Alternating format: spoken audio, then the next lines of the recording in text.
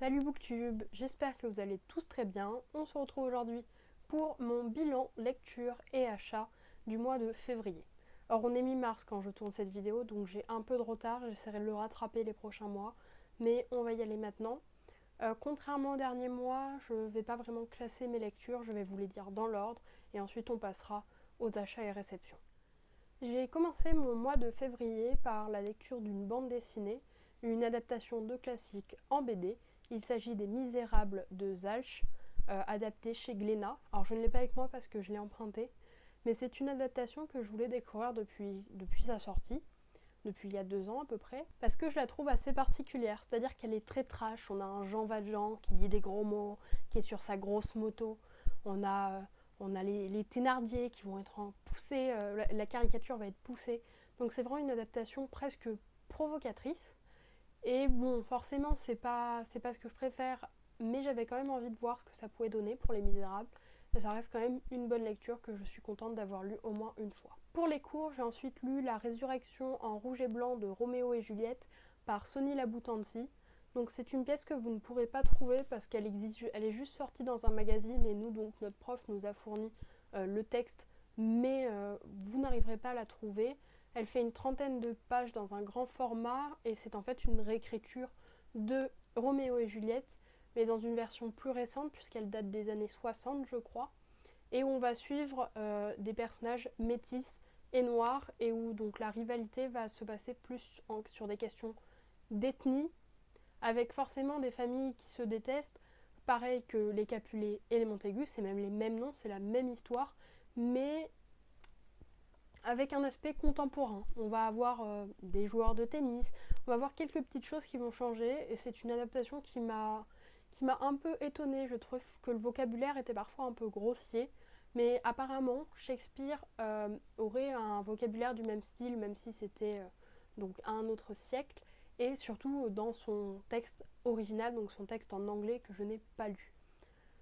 Donc même si ça m'a un peu étonnée, j'ai quand même apprécié cette lecture et j'attends de voir un peu tout ce qu'on va pouvoir en faire en cours. Puis j'ai lu 2 romans que j'ai eu la chance de faire dédicacer. Il s'agit de Renversante tome 1 par Florence Hinkel et de Renversante Il y a encore du boulot, donc toujours par Florence Hinkel, et illustré par Clotilde Delacroix. C'est chez l'École des loisirs, donc dans 2 collections différentes, l'un dans la collection 9, l'autre dans la collection médium, pour la simple et bonne raison qu'ils ne sont pas destinés au même public. On va commencer par le premier. Ce premier Renversante, on va suivre Léa et Tom qui ont 10 ans je crois, donc ce sont des jumeaux, Léa et Tom, qui sont dans un monde qui semble inversé par rapport au nôtre, c'est-à-dire que les noms des rues vont être plutôt féminins, on va connaître le féminin un peu plus, et c'est finalement les hommes qui vont subir les discriminations dont on ne se rend pas forcément compte, qui vont subir ce sexisme ordinaire qui existe dans notre société. Donc ça va insister sur ces petits points qu'on ne repère pas forcément pour montrer que l'égalité n'est pas encore complètement acquise. Et donc ce tome-là est destiné à un public plus jeune, dès l'école, dès la fin, disons, CE2, CM1, parce qu'il permet de comprendre et d'aborder déjà ce sujet essentiel dans la société.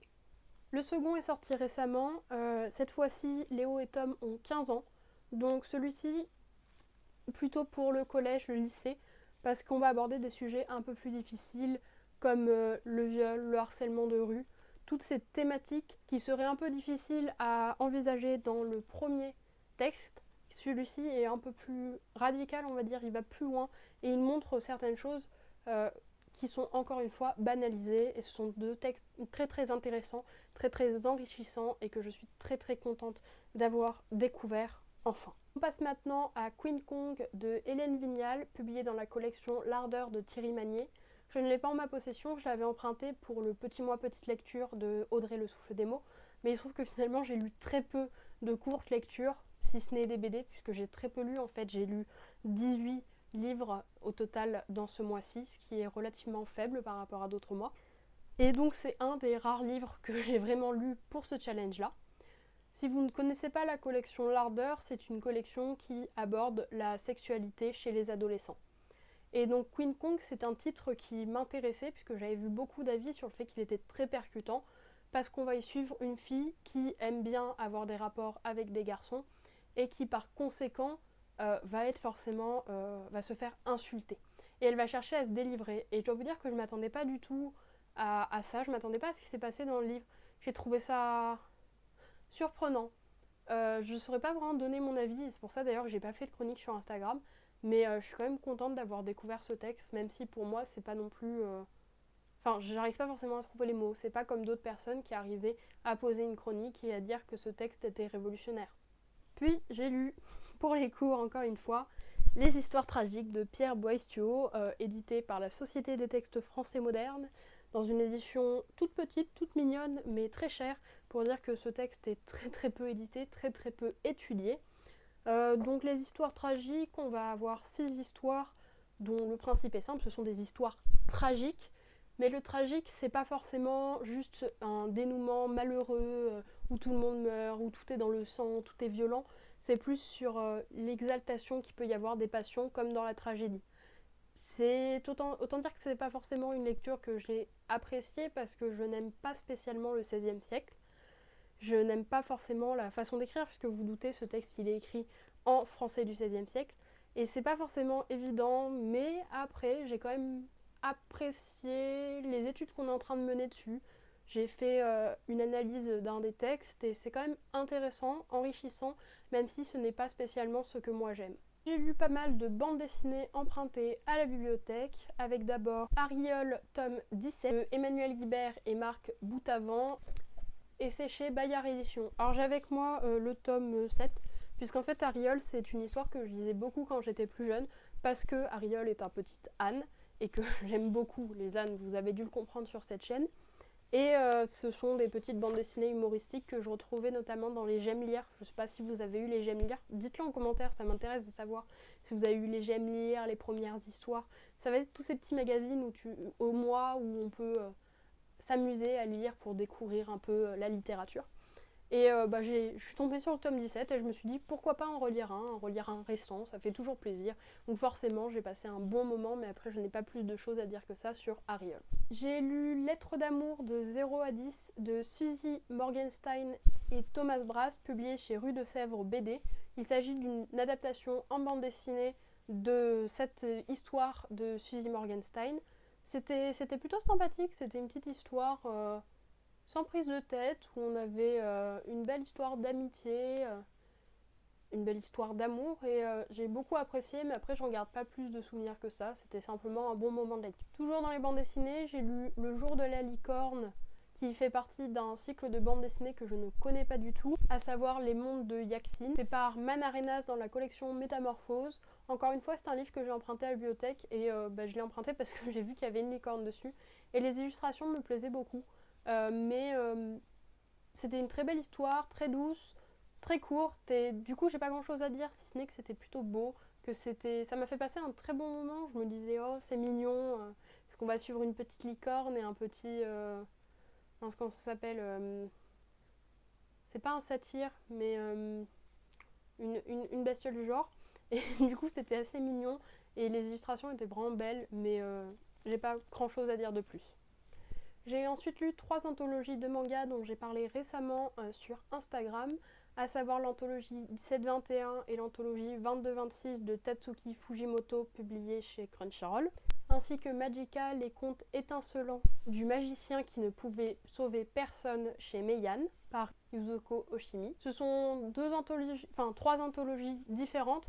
Je classe ensemble les 2 anthologies de Tatsuki Fujimoto et je mets à côté Magica, puisqu'en fait Magica c'est une anthologie fictionnelle. On a une anthologie qui va se créer au sein d'un récit cadre, puisqu'on a un jeune prince, je crois, à qui des histoires vont être contées, et nous c'est ces histoires qu'on a là, mais on a aussi forcément le cadre tout autour. Et c'est bien différent de ce que fait Tatsuki Fujimoto, puisqu'en fait Tatsuki Fujimoto, les années correspondant aux anthologies correspondent à l'âge qu'avait Tatsuki Fujimoto quand il a écrit ses histoires. Donc ce sont des histoires d'enfance qui ont été mises en recueil. Elles sont pas forcément tous très bonnes. Il y en a quelques-unes que j'ai bien appréciées, dans l'ensemble plutôt l'anthologie 22-26, donc la deuxième quand il est déjà un peu plus grand. Mais il y avait quand même une très belle histoire dans la première, et je pense que ça dépend de ce qu'on aime lire, forcément, et c'était quand même très sympa à découvrir. Pour Magica, c'est une très très belle lecture que je vous recommande et j'ai très hâte de lire le 2e tome parce que c'est vraiment magnifique. Voici maintenant Maison Tanière de Pauline Delabroix-Allard dans la collection L'Iconopop. Alors je sais pas si je crois pas avoir déjà parlé de l'Iconopop par ici, j'ai dû en parler uniquement sur Instagram. C'est une petite collection poétique que j'aime bien mais pour l'instant j'ai lu que 2 ouvrages dont celui-ci. Celui-ci fait partie de mon petit mois petite lecture enfin puisque ce sont des textes de 80 pages à chaque fois. Avec une particularité ici, c'est qu'on a en fait on n'a pas d'histoire, on a des pensées au jour le jour. Sur 2 étés, ça va se passer. Sur le premier, Pauline Delabroix-Allard va écouter un vinyle et va écrire pendant ce temps. Et pendant le 2e été, elle va fixer les plafonds d'une maison tanière, donc c'est chez des amis à elle. Et donc ce sont des pensées qui défilent, alors c'est poétique. C'est aussi personnel et c'est pas forcément le texte que je préfère de la collection. J'avais préféré Brûler, brûler, brûler de Lisette. J'ai perdu le nom de l'autrice. Mais j'ai quand même apprécié le découvrir et je suis contente de l'ajouter à ma liste de lectures lues dans cette petite collection Iconopop. Maintenant, on passe à une pépite du mois de février. Il s'agit de Tide Song de Wendy Xu. Qui est une bande dessinée publiée chez Bliss. C'est la première que j'ai. Je l'ai reçue dans le cadre d'un concours, ce qui fait que j'ai eu le droit à une illustration de la couverture et un marque-page. Alors regardez ce côté déjà, il est plutôt beau, mais regardez ce côté-là. Je trouve ça beaucoup trop beau et je suis trop contente. Surtout que j'ai adoré l'histoire. Donc c'est vraiment génial d'avoir ces petits goodies avec le livre. Donc dans cette histoire, on suit Sophie, une jeune sorcière vivant dans une famille où il contrôle en fait les éléments, et en particulier l'eau et le vent, pour protéger, pour éviter des intempéries éventuelles. Enfin, c'est une magie que j'ai du mal à définir, mais elle est donc dans un clan qui pratique cette magie, et elle va se retrouver liée à un dragon d'eau qui s'appelle Lyre. On ne sait pas trop comment, mais leurs 2 magies vont se mélanger et ils ne vont pas avoir d'autre choix que de coopérer pour dénouer ces 2 magies bloquées. Ce qui est assez difficile, c'est que la jeune fille, Sophie, elle va partir en fait chez sa tante, chez sa grand-mère, je crois, sachant qu'il y a des disputes dans la famille, donc c'est un peu tendu comme contexte. Et elle veut juste essayer d'apprendre, de s'améliorer pour devenir une sorcière, pouvoir étudier à l'académie. Mais elle va avoir du mal et tout au long, ça va être une progression, une évolution pour réussir à se séparer de Lyre.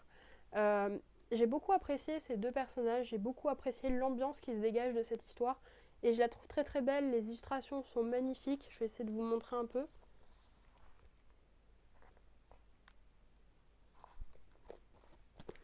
Donc vous l'aurez compris, c'est une lecture que je vous recommande et que j'ai beaucoup appréciée.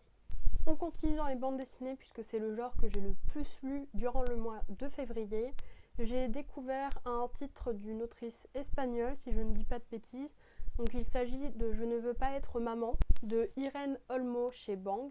Un petit texte qui m'a intéressée parce que je trouvais sa couverture très très belle. Et c'est un beau récit sur la maternité, le fait de ne pas vouloir avoir d'enfants, et sur en fait la liberté du couple et la liberté de la femme. Et c'est un récit personnel, une biographie, mine de rien, bon, un peu romancée, mais une autobiographie qui raconte les anecdotes, les expériences de Irene Olmo, et c'était quand même une lecture que j'ai appréciée. Puis arrive enfin mon coup de cœur du mois, celui que j'ai le plus préféré. Il s'agit de Ours de Ben Quinn et Joe Stanton chez Kinaï. Une lecture magnifique, je vous laisse admirer la couverture déjà. Je ne sais pas si vous connaissez Joe Stanton, mais autant vous dire que ses illustrations sont magnifiques. Là vous avez un aperçu, mais j'adore. Je vais vous montrer un petit peu les pages à l'intérieur et après je vais vous expliquer un peu ce qui se passe.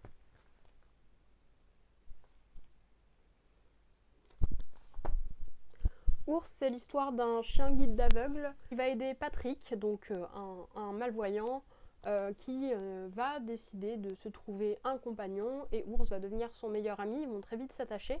Sauf qu'un jour, Ours va aussi perdre la vue, d'un coup il va se retrouver dans le noir, il va être complètement perdu, il va faire confiance à des gens auxquels il n'aurait pas forcément fallu faire confiance, il va s'éloigner de chez lui sans aucun moyen de pouvoir rentrer, donc tout un périple va débuter. Lui, il va essayer de devenir ami avec d'autres personnes, notamment un ours, un véritable ours, puisque lui c'est juste son nom parce que c'est une race croisée et qu'il est un peu plus imposant que d'autres chiens, mais aussi avec des chauves-souris, avec plein de petites bêtes qui vont l'aider à mieux appréhender l'univers dans lequel il se trouve. Ça nous montre, c'est un très beau témoignage sur le handicap et sur la cécité, puisqu'on va voir que Ours va se fier à ses autres sens pour se constituer un univers mental. Je l'ai vu avec l'image que je vous ai montrée juste avant où il y avait une grande église. En fait, ça montre que les sons vont pouvoir donner une idée de l'espace qu'il y a autour. L'image qu'on s'est faite déjà dans sa tête va permettre de reconnaître forcément la chambre dans laquelle on a vécu. On va aussi avoir l'importance de l'odorat pour un animal encore plus, puisque le chien il va vraiment développer son odorat pour savoir s'il est en pleine nature, s'il est plutôt loin de chez lui, si son maître est passé par là.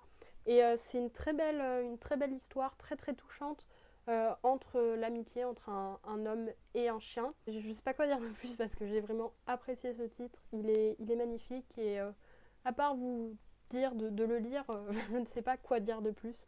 Donc allez le lire, empruntez-le, achetez-le. Moi je regrette de ne pas l'avoir, donc je suis un peu déçue qu'il vienne de la bibliothèque puisque je vais devoir le rendre, mais je compte bien peut-être un jour, dans un avenir futur, l'acheter parce qu'il est magnifique. Il me reste 2 titres à vous présenter, encore une bande dessinée, puis viendra une petite pièce de théâtre. Donc en bande dessinée, j'ai découvert 1984 de George Orwell, adapté et illustré par Frédéric Pontarolo et c'est chez Michel Lafon. Donc je vous la montre, mais je ne vais pas vous en dire plus parce que je vous en avais déjà parlé, je crois, précédemment.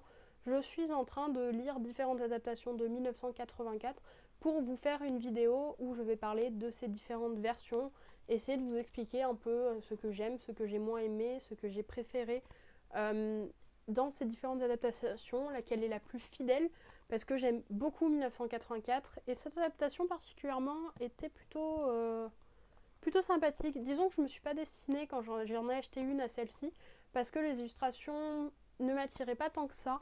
C'est assez sombre. Après, vous allez me dire, l'univers de 1984 est sombre. Mais ici, c'était particulièrement sombre avec un style qui ne m'intéressait pas forcément.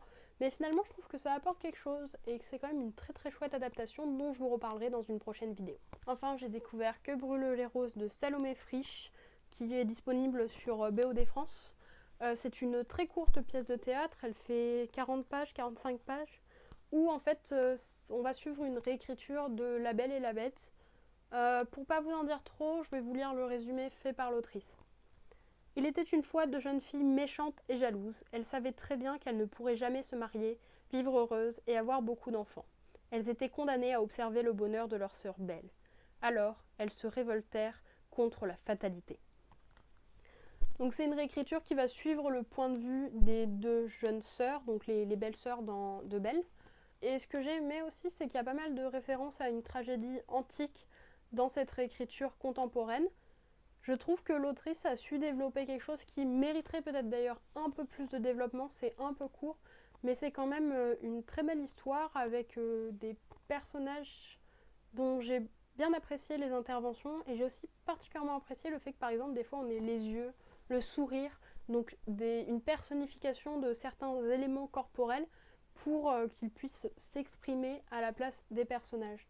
Donc tout ça, ça crée un ensemble qui est vraiment très sympathique et que je vous conseille de découvrir parce que c'est pas souvent qu'on a du théâtre contemporain je sais que beaucoup aiment les contes, beaucoup aiment les réécritures et celle-ci est vraiment très très chouette. Alors il faut savoir qu'elle a été même adaptée sur scène grâce au coup de pouce culture de l'ICAR. Donc moi je peux pas vous en dire plus puisque forcément tout se passait sur Paris donc c'est un peu trop loin. Mais je pense que ça doit être chouette à voir sur scène. Maintenant je vais vous parler de mes différentes réceptions, que ce soit des achats ou des arrivées dans ma palle. Pour certains ils sont même déjà lus, heureusement. Et donc je vais vous montrer tout ça. Il y en a beaucoup je trouve pour un mois de février, mais après ça reste assez raisonnable, surtout que j'ai pas acheté grand chose dans tout ce qu'il y a, vous allez voir.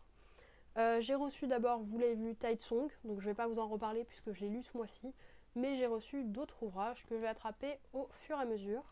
J'ai d'abord Jules Vallès, L'Insurgé, donc le tome 3 des aventures de Jacques Vintra, la suite donc de l'enfant et du bachelier, que ma mère a trouvé dans une boîte à livres dans cette édition, et donc elle me l'a offerte puisque je les cherche, éventuellement je chercherai le bachelier maintenant, puisque j'étudie l'enfant en cours et je suis très contente d'avoir dans cette édition parce que je l'aime bien. J'avais fait une espèce de frise avec différentes éditions qui existaient, et donc celle-ci était une de celles que je préférais dans les éditions un peu plus anciennes. Donc voilà, un nouveau livre qui s'ajoute à ma pile de classiques très longue. Pour les cours, j'ai eu la tragédie du roi Christophe d'Aimé Césaire, une pièce de théâtre qui est un peu facultative dans le sens qu'elle ne fait pas partie de notre corpus principal, mais le prof fait beaucoup de références à cette pièce, donc j'aimerais bien la découvrir aussi, surtout que c'est assez court, hein, c'est une centaine de pages en théâtre. Je ne vais pas vous en dire plus, si jamais ça vous intéresse, je vous laisse aller voir de votre côté. Dans le cadre de mes cours, mais également parce que je le voulais depuis longtemps, j'ai eu Les Grandes Oubliées, Pourquoi l'histoire a effacé les femmes de Titiou Lecoq. Donc si vous ne connaissez pas, c'est un genre d'essai, un genre de réflexion sur les femmes dans l'histoire, sur le fait qu'on ne parle pas d'elles, dont un des motifs principaux est le fait que l'histoire est écrite par des hommes et donc les femmes vont être effacées, d'autant plus qu'à certaines époques, elles avaient presque aucun droit.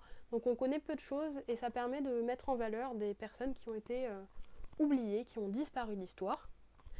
Et j'ai très hâte de le découvrir parce que j'ai pas encore eu le temps de le lire, mais il va venir compléter d'autres lectures, notamment deux que je vais vous montrer tout de suite. En effet, avec des amis, on a fêté nos anniversaires respectifs. Alors le mien était en décembre, donc ça faisait un peu longtemps, mais on a eu l'occasion de se voir et donc une de mes amies, Victoire, m'a offert Les Oubliés de la science de Camille Venbel, donc dans le même style en fait que Titiou Lecoq, puisqu'on est dans l'idée de présenter des personnes qui ont été qui ont disparu, dont on se rappelle peu. Alors il y en a quand même quelques-unes un peu connues, je crois, ou connues un peu plus. Et là, il n'y a pas que des femmes, même s'il y en a beaucoup plus, puisque ce sont elles qui ont été oubliées. Et mon amie m'a offert ça, puisque elle, c'est une scientifique, et qu'elle voulait en quelque sorte m'initier à la science, mais d'une manière un peu engagée. Et j'ai très hâte de découvrir. C'est sous forme de bande dessinée, un peu comme Mythe et Meuf. Je vais vous montrer un peu. En fait, à chaque fois, on nous montre un portrait, une petite bande dessinée dessus, et on a une page plus précise avec des informations plus spécifiques. Ça fait aussi beaucoup penser à Culotté de Pénélope Bagieux, je ne sais pas si vous l'avez lu, mais toujours dans cette même idée de mettre en valeur des portraits. Si je ne suis pas cadrée pareil, ne vous inquiétez pas, j'ai été interrompue par le manque d'espace sur ma tablette, donc je vais retourner un passage de la vidéo que je vous avais déjà faite. Je vous avais laissé sur un titre offert par une amie, je n'en dis pas plus, je n'avais pas dit grand chose de plus sur ce titre, et je vous parle de celui pour lequel j'ai parlé dans le vide, à savoir Rage Against the Machism, avec toujours un accent anglais affreux, même au deuxième essai, de Mathilde Larère, que je n'avais jamais vu passer, et qui va encore une fois raconter l'histoire de lutte pour les droits des femmes. Donc toujours dans cette idée de féminisme, il vient compléter le deuxième et m'a été offert par cette même amie. Merci Victoire, si jamais tu passes par là entre quelques sessions de concours, de révision, de je ne sais quoi. Maintenant place aux 3 livres dont je n'avais pas encore parlé bien heureusement. Dans le cadre de mon abonnement École des loisirs, j'ai reçu Le ciel est à tout le monde de Fanny Chartres, dont je n'ai pas lu le résumé et je ne vais pas vous en dire plus. Si jamais ça vous intéresse, je vous laisse aller voir. Je trouve que la couverture est magnifique, je ne sais pas ce que vous en pensez. Puis deux services presse, il me reste à vous présenter À nous la Bastille de Anne Loyer, publié chez Poulpe Fiction, dont j'aime énormément la couverture. Je viens de le finir pendant ce mois de mars et j'ai franchement adoré. Donc si jamais vous tentez et que vous le voyez là juste passer, même sans mon avis, vous pouvez déjà savoir que je vais vous le recommander et que vous pouvez foncer l'acheter. Il est génial. Problème technique à nouveau, mon micro n'était pas branché et donc tombé par terre. Bref, je vous parlais de Eugénie de l'orthographe, une bande dessinée où on suit des pommes de terre, des patates qui vont parler d'orthographe. C'est-à-dire que là, Eugénie, le génie là, que vous voyez là, elle apparaît à chaque fois qu'il y a une erreur prononcée par l'un des deux personnages ici présents ou par leur entourage. Elle apparaît comme ça, elle dit Wakoum et elle vient leur expliquer la règle de l'orthographe correspondante à leur erreur. Donc si je vous montre un petit peu à l'intérieur, en fait à chaque fois vous allez avoir des petites bandes dessinées comme ça et vous allez avoir juste à côté la règle de grammaire expliquée sur une ardoise de manière très claire. C'est une bande dessinée très chouette puisqu'elle mêle humour et orthographe, permet à tout le monde de corriger les quelques erreurs qu'il fait, de découvrir des choses qu'il ne savait pas et d'en apprendre forcément plus sur l'orthographe. Et je vous recommande cette bande dessinée. Voilà pour cette nouvelle vidéo avec mon bilan du mois de février. J'espère que ça vous aura plu. N'hésitez pas à me dire en commentaire ce que vous avez lu, ce que vous avez reçu. S'il y a des titres que vous connaissez, qui vous plaisent ou qui vous tentent, n'hésitez pas, je suis là pour vous répondre. Donc ça me fera très plaisir si vous indiquez la moindre petite chose. Si vous avez aimé la vidéo, n'hésitez pas à mettre un petit pouce en l'air, à vous abonner et à partager cette vidéo pour que plus de personnes la voient, y aient accès. Je vous remercie d'avoir suivi cette vidéo et je vous dis à bientôt!